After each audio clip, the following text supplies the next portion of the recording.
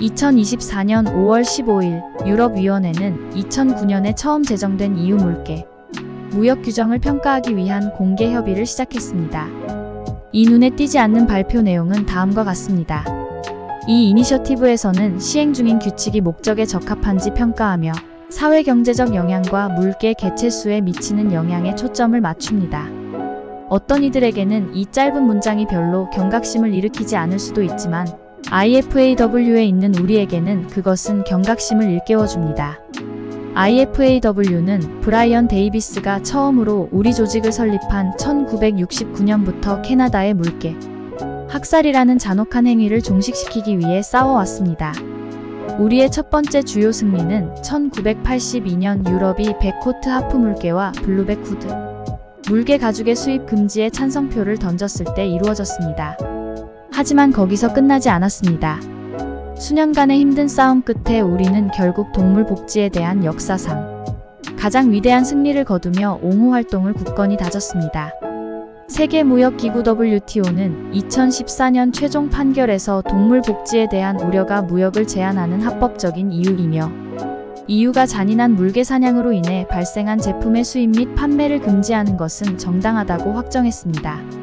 유럽위원회가 발표한 현재 이니셔티브는 타이어 공기압 점검, 오일 교환, 유체 교체 등 자동차의 정기적인 정비에 비유될 수 있습니다.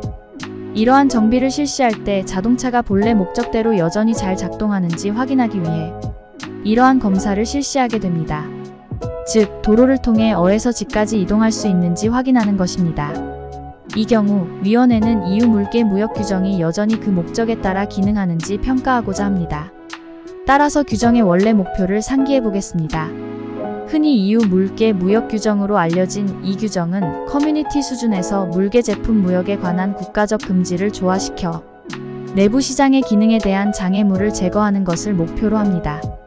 EU가 2009년에 EU 전역의 무역 규칙을 조화시키기 위해 물개 제품 금지령을 내렸을 때 벨기에와 네덜란드를 포함한 유럽 전역의 여러 국가는 이미 상업적 물개 사냥으로 인한 제품 무역을 금지했습니다.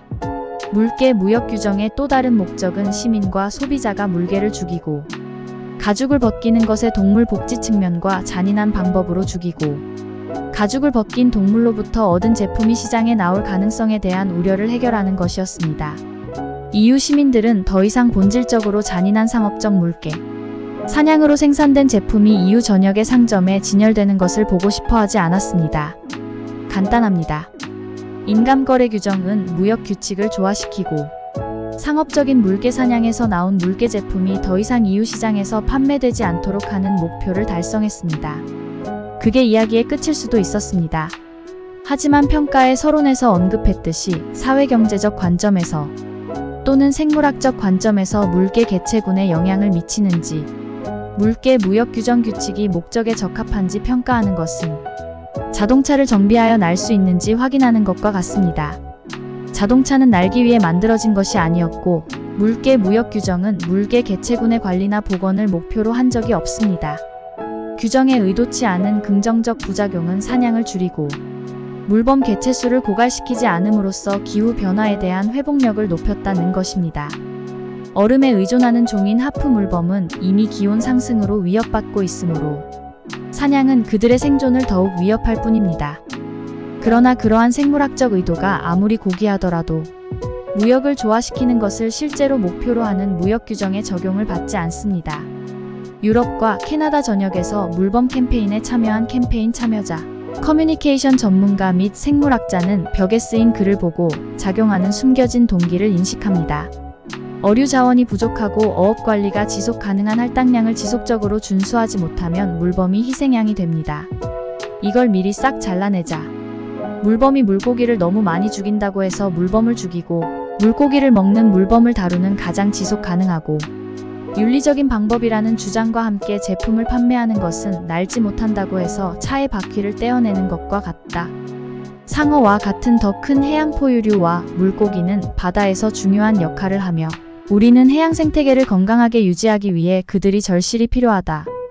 EU 물개 무역 규정은 엄청난 업적이며 진정한 이정표이며 동물 복지가 실제로 유럽 시민과 관련이 있으며 동물 복지가 잔인하고 비윤리적인 방식으로 얻은 거래 제품보다 더 뛰어나다는 것을 확인하는 놀라운 승리입니다.